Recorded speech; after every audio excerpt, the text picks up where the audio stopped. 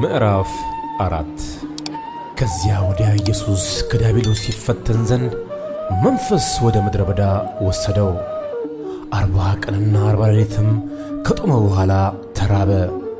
ፈታኝም ቀርቦ የእግዚአብሔር ልጅ ከሆንክ እነዚህን ድንጋዮች እንጀራ እንዲሆኑ በል አለው።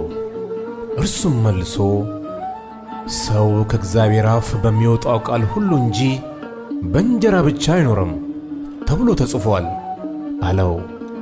ከዚያ በኋላ ዲያብሎስ ወደ ቅድስት ከተማ ወሰደውና እርሱን በመቅደስ ጫፍ ላይ አቆሞ መላእክቱን ስላንተ ያዝልሃል፣ እግርህንም በድንጋይ ከቶ እንዳትሰናከል በእጃቸውም ያነሱሃል ተብሎ ተጽፏልና የእግዚአብሔር ልጅስ ከሆንክ ወደ ታች ራስን ወርውር አለው። ኢየሱስም ጌታ አምላክህን አትፈታተነው ተብሎ ደግሞ ተጽፏል አለው። ደግሞ ዲያብሎስ እጅግ ረጅም ወደ ሆነ ተራራ ወሰደው።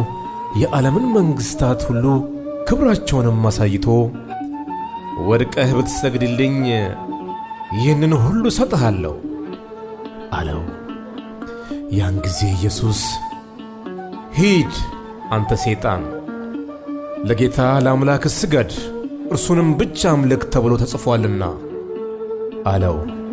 ያን ጊዜ ዲያብሎስ ተወው፣ እነሆም መላእክት ቀርበው ያገለግሉት ነበር። ኢየሱስም ዮሐንስ አልፎ እንደተሰጠ በሰማ ጊዜ ወደ ገሊላ ፈቀቅ ብሎ ሄደ።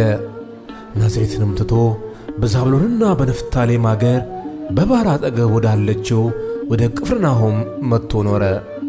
በነቢዩም በኢሳይያስ የዛብሎን ምድርና የንፍታሌም ምድር የባሕር መንገድ በዮርዳኖስ ማዶ የአሕዛብ ገሊላ በጨለማ የተቀመጠው ሕዝብ ታላቅ ብርሃን አየ፣ በሞት አገርና ጥላ ለተቀመጡትም ብርሃን ወጣላቸው የተባለው ይፈጸም ዘንድ ይህ ሆነ።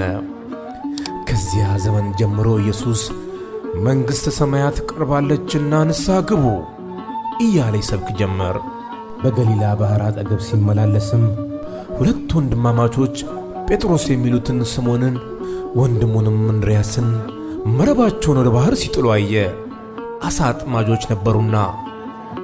እርሱም በኋላዬ ኑ፣ ሰዎችና አጥማጆች እንድትሆኑ አደርጋችኋለሁ አላቸው።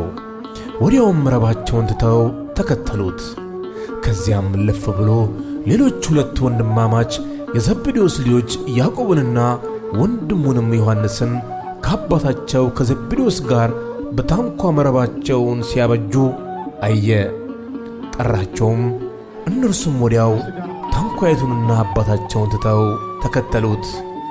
ኢየሱስም በምኵራቦቻቸው እያስተማረ የመንግሥትንም ወንጌል እየሰበከ በሕዝብም ያለውን ደዌና ሕመም ሁሉ እየፈወሰ በገሊላ ሁሉ ይዞር ነበር። ዝናውም ወደ ሶርያ ሁሉ ወጣ።